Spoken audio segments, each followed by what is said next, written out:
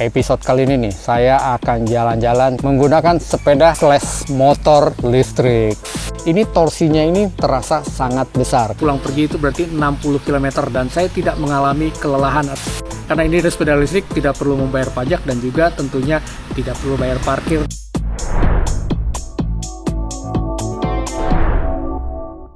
Halo, welcome back to channel Electronic.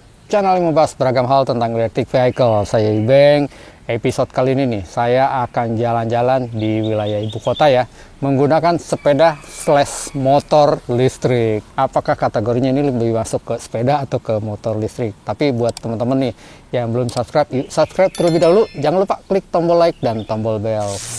Nah, ini hub motor yang digunakannya adalah 1500 watt. Ini cukup besar. Ini biasanya digunakan oleh motor listrik, tapi ini adalah hub motor yang memang dibuat untuk sepeda listrik. Kita lihat di sini, di sebelah kanan ini ada gear untuk sepeda listrik ya.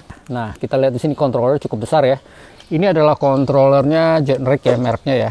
Kemudian voltase yang digunakan adalah 48 sampai 60 volt. Power rate-nya adalah 1500 watt. Kurang limitnya adalah di 55 ampere. Wow, ini jadi cukup besar ya. Ini mungkin setara dengan Fotol ya, Fotol EM50 mungkin ini ya. Jadi memang di current limitnya adalah 50 ampere. Nah, dari spesifikasi ini aja udah kelihatan bahwa ini sebetulnya spesifikasi gahar untuk sebuah sepeda listrik. Jadi ini pasti cocoknya adalah untuk motor listrik ya. Saya menggunakan baterai removable yang di atas ini. Ini saya gunakan adalah 48 volt dan ini kapasitasnya adalah 25 Ah.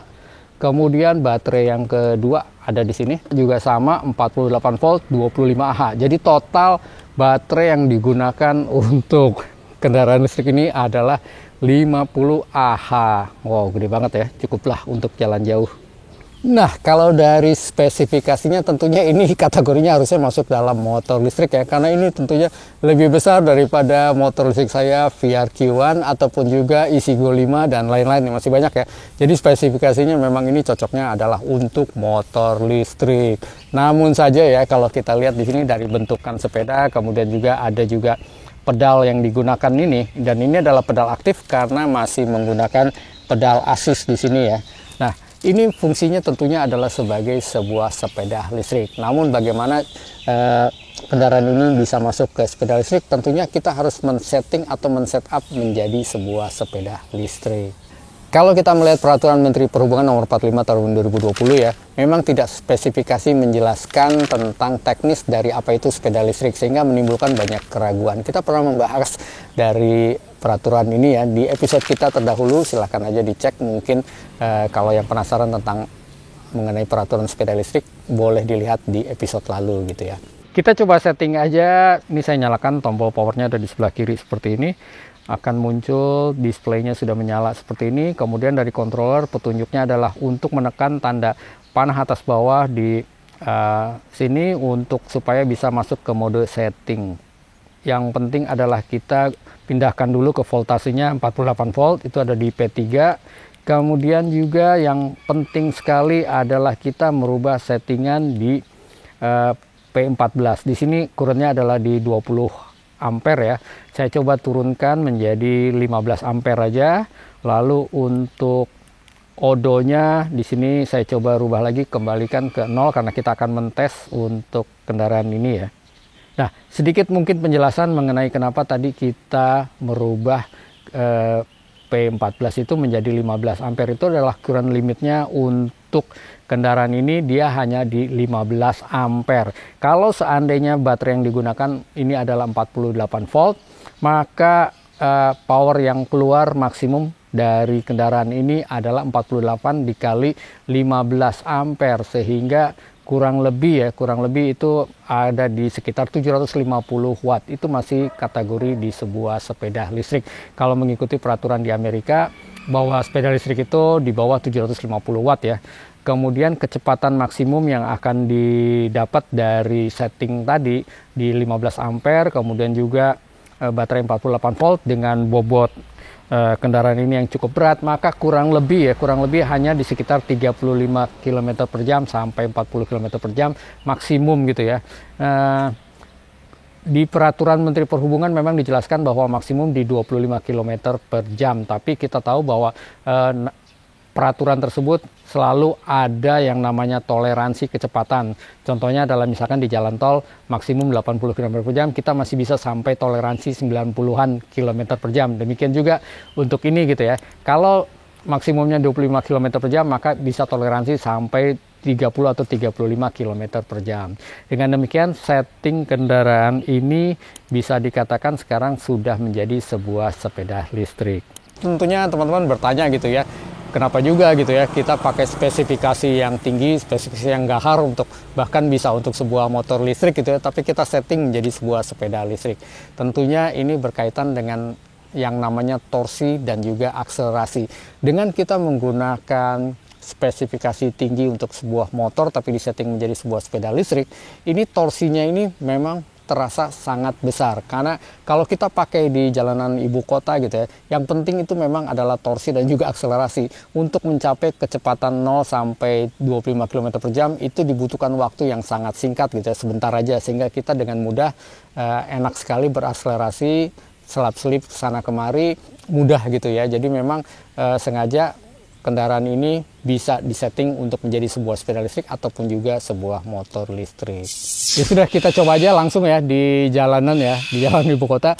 Tujuan kita adalah ke Danau Citra 8 ya. Dari Cempaka Putih menuju Danau Citra 8 itu kurang lebih sekitar 30 km kalau lihat di Google Map. Pulang pergi berarti menempuh kurang lebih 60 km. Nah, jarak tempuh yang bisa dicapai dengan baterai tersebut adalah sekitar 80 km kalau menggunakan pedal assist ya di level 1 dan 2 gitu ya. Jadi memang satu baterai saja sudah cukup untuk bolak-balik. Nah, walaupun di sepeda listrik ini ada dua baterai ya, baterai yang di atas dibentuk seperti tangki, kemudian baterai yang kedua di bawah ini. Jadi memang jarak tempuhnya bisa jauh banget, dengan catatan ya menggunakan pedal assist sebagai sepeda listrik. Ya, kita mulai aja perjalanan ini ya. Saya menggunakan helm, dan ini adalah helm sepeda ya, karena ini adalah sepeda listrik. Power on. Kita sudah ready. Yuk, go. Oke. Kita sekarang berada di Jalan Letjen Suprapto ya, di daerah Cempaka Putih. Ini ada yang belum saya sampaikan tadi gitu ya, bahwa setelah saya coba ternyata akurasi dari display ini kurang tepat ya, kurang tepat untuk kecepatan dan tentunya untuk jarak tempuh mungkin ya. Sehingga saya menggunakan aplikasi Relief ini untuk mengukur kecepatan kita, jarak tempuh, juga map ya, sehingga kita bisa tahu average speed kita, lalu juga maksimum speed dan lain-lain ya. Ini kita gunakan untuk mengetahui secara lebih akurat dibandingkan display di sini. Nah, kita langsung jalan aja lagi ya. Yuk. Level 1 kalau di display di sini menunjukkan sekitar 15 km per jam ya. Namun kalau dari pengalaman saya menggunakan sepeda listrik ini mungkin sekitar 20 km per jam. Jadi memang tidak akurat ya. Dari Cempaka Putih kita akan menuju ke Senen, itu lewat underpass Senen, kemudian menuju Monas, lalu Harmoni, lalu kemudian Tomang, pinggir tol Kebonjeruk, Jalan Arjuna ya, lalu kemudian Puri, Kembangan, lalu kita ke Taman Palon dan kemudian ke Citra ya. Itu rute perjalanan kita. Jadi full pedal assist ya, kita terus menggunakan pedal assist karena ini adalah sepeda listrik. Jadi harusnya selalu digoes. Posisi jalanan masih tidak ramai karena ini adalah masih dalam rangka Idul Fitri ya, H+2. Jadi memang masih pada banyak yang liburan, mungkin keluar kota, keluar dari Jakarta. Jadi kondisinya sekarang masih relatif tidak ramai. Kalau hari biasa ini jalanan sudah sangat padat nih biasanya di sini.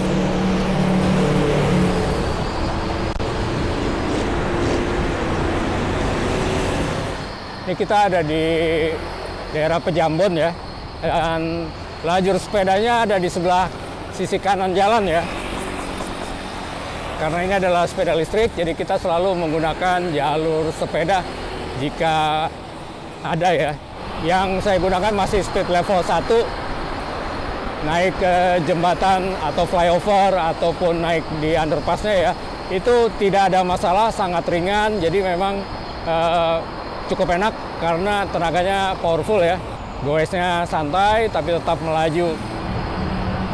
Jadi kita berada di samping tol Kebonjeruk ya. Ini sisi kanan, sebelah kanan kita ini Ukrida, kemudian ini di sebelah kanan ada dealer atau showroomnya Davigo ya. Jadi mungkin yang penasaran di mana, nah itu ya, itu adalah showroomnya Davigo di Jalan Arjuna, samping tol Kebonjeruk. Banyak yang nanya soalnya di komen tentang Davigo ya. Di bagian sisi sini ada jalur sepeda, tapi kalau Arjuna yang sisi dekat dengan Taman Anggrek itu tidak ada jalur sepeda ya. Kalau kita menggunakan power 1500 watt seperti ini, controller juga 1500 watt, ini sangat nyaman nih di tanjakan, nggak kerasa sama sekali ya. Jadi enak banget, goesnya sangat enteng, kemudian juga bisa melaju sekitar 25-30 km per jam nih di tanjakan. Ini adalah Green Sedayu Mall, kita belok kiri menuju Taman Palem. Kita sudah nggak jauh lagi nih dari sini. Sekarang jadi kita masuk ke Citra, tapi ini perumahan Citra 6 ya. Sementara danaunya ada di Citra 8. Nah, di perumahan Citra ini ada jalur sepeda sih, jadi kita bisa menggunakan ya.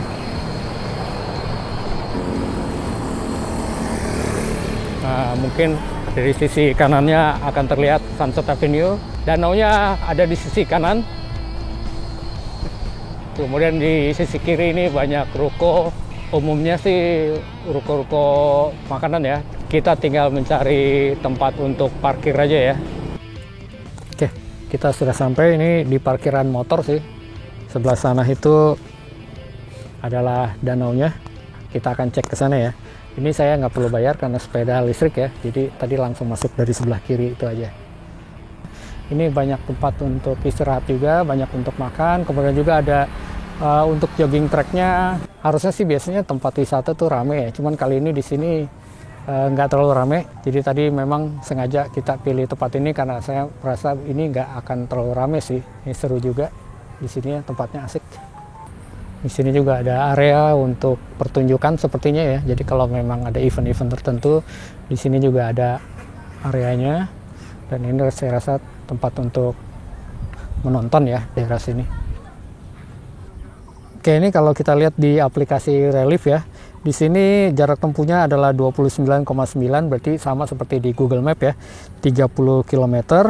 Kemudian waktu tempuh kita adalah 1 jam 30 menit. Nah, ini karena kita tadi banyak berhenti-berhenti, kemudian juga lihat-lihat sana-sini sambil merekam-rekam ya. Jadi perjalanan kita adalah 1,5 jam. Ini saya coba pause saja, kemudian kita finishkan. Kita lihat statistiknya aja ya di sini ya.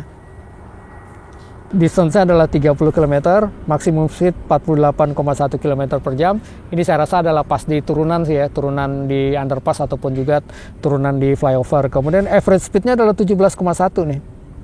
17,1 km per jam. Jadi memang standar ya, kalau untuk di sepeda listrik rata-rata di 17-an sampai 20 km per jam. Tadi kalau kita goesnya mau agak cepat, biasanya di sekitar 20 km per jam untuk average nih.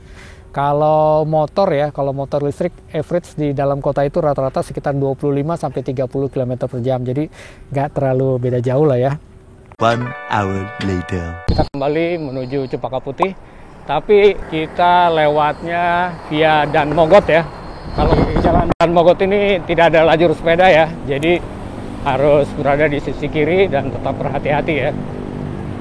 Jalanan cukup ramai. Dan banyak sekali pemotor yang kelihatannya pulang mudik ya. Kita masih di Jalan Dan Mogot ya. Memang cukup panjang jalannya. Dan kalau belok ke kiri ini itu bagus angke ya. Kita akan lurus menuju Grogol ya. Jadi kita akan lurus saja menuju Grogol.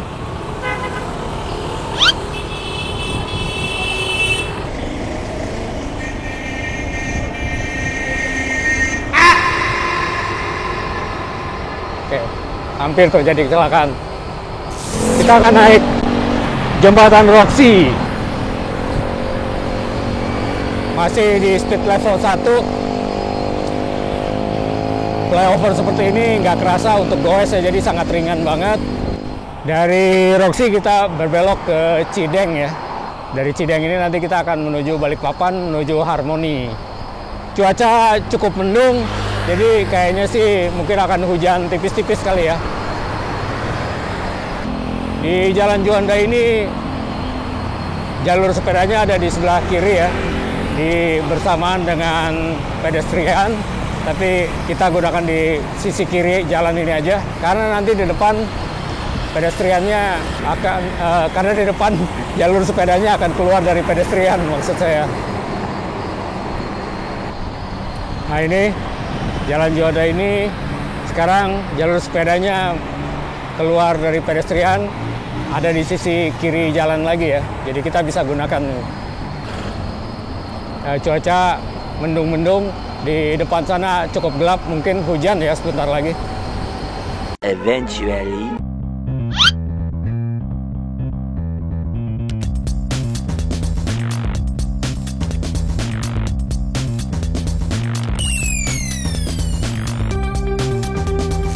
Kita sudah kembali tiba ya di daerah tadi Cempaka Putih. Kita lihat sekarang perjalanan durasi yang dibutuhkan adalah 1 jam 8 menit ya. Jadi ini lebih cepat dari kita berangkat ya. Distance-nya di sini 27,7 karena ini ada perbedaan sedikit. Lalu di sini lihat maksimum speed-nya adalah 45,4. Ini pun saya rasa pas saat turunan ya. Kemudian kalau untuk average speed-nya kita lihat di sini lebih cepat, 24,3 km per jam ya. Jadi kalau perjalanan pergi tadi average speed-nya adalah 17,7 km per jam, sementara kalau perjalanan pulang adalah 24,3 km per jam. Jadi lebih cepat karena pulangnya lewat jalur Dan Mogot. Di situ arah lalu lintasnya memang ramai, jadi saya pun harus menggoes agak lebih cepat untuk mengimbangi kecepatan dari arus lalu lintas. Kita coba buat kesimpulan aja ya, wrap up ya perjalanan kita dengan menggunakan sepeda listrik ini, di mana juga sebetulnya spesifikasinya adalah untuk motor listrik ya, tapi kita disetting menjadi sepeda listrik dengan current limit ampernya tadi hanya di 15 ampere, kemudian baterai yang digunakan adalah 48 volt. Jadi ini adalah proper untuk sebuah sepeda listrik. Kemudian yang paling penting adalah pedal asisnya diaktifkan, sehingga perjalanan kita banyak sekali atau hanya memang menggunakan pedal asis ya. Jadi ini memang disetting untuk sebuah sepeda listrik. Perjalanannya cukup jauh dari Cempaka Putih menuju ke Danau Citra itu sekitar 30 km, pulang pergi itu berarti 60 km, dan saya tidak mengalami kelelahan, artinya tidak capek sama sekali gitu ya. Jadi buat saya dalam menggunakan sepeda listrik ini sangat nyaman, sangat aman. Lalu kemudian yang kedua juga lebih hemat sebetulnya dibandingkan dengan motor listrik gitu ya. Karena daya yang digunakan tidak terlalu besar, 48 volt. Kemudian karena daya konsumsinya 48 volt berarti lebih hemat energi gitu ya. Juga kita tidak perlu khawatir kalau kita ingin charging. Bisa charging di manapun juga, di warung kopi ataupun juga di minimarket dan lain-lain ya. Karena memang menggunakan arus yang kecil, daya yang kecil ya. Kemudian juga kita bisa menggunakan charger yang kecil pula, sehingga kalau untuk listrik 900 watt itu kita masih bisa nyaman untuk charging. Jadi kita bisa menumpang charging dimanapun, nggak perlu harus mencari SPKLU. Kemudian juga dari biayanya tentu lebih efisien dan lebih hemat. Kemudian juga kita, karena ini sepeda listrik, tidak perlu membayar pajak dan juga tentunya tidak perlu bayar parkir dan lain-lain gitu ya. Kesimpulannya buat saya sangat senang, sangat nyaman. Merasa sepeda listrik ini adalah sebuah alat transportasi yang cukup efisien digunakan di jalan ibu kota gitu ya. Nah, gimana menurut teman-teman? Apakah setuju dengan pendapat saya atau mungkin punya pendapat lain? Yuk komen aja di bawah, karena memang tentunya sepeda listrik ini agak sedikit kontroversial karena beberapa daerah itu memang banyak yang dilarang penggunaannya, tapi itu adalah sifatnya localized ya, bukan nasional, karena berdasarkan dari peraturan nasional tidak ada pelarangan untuk sepeda listrik digunakan di jalan raya. Walaupun juga kita harus mendefinisikan jalan raya itu seperti apa. Oleh karena itu juga kita menghimbau kepada pemerintah untuk segera merevisi peraturan Menteri Perhubungan mengenai sepeda listrik ini, supaya kita bisa dapat kepastian hukum dan juga keamanan dan kenyamanan berkendara menggunakan sepeda listrik. Yuk komen aja di bawah. Buat teman-teman yang belum subscribe, yuk subscribe terlebih dahulu. Jangan lupa klik tombol like dan tombol bell. See you next time. Salam EVholic.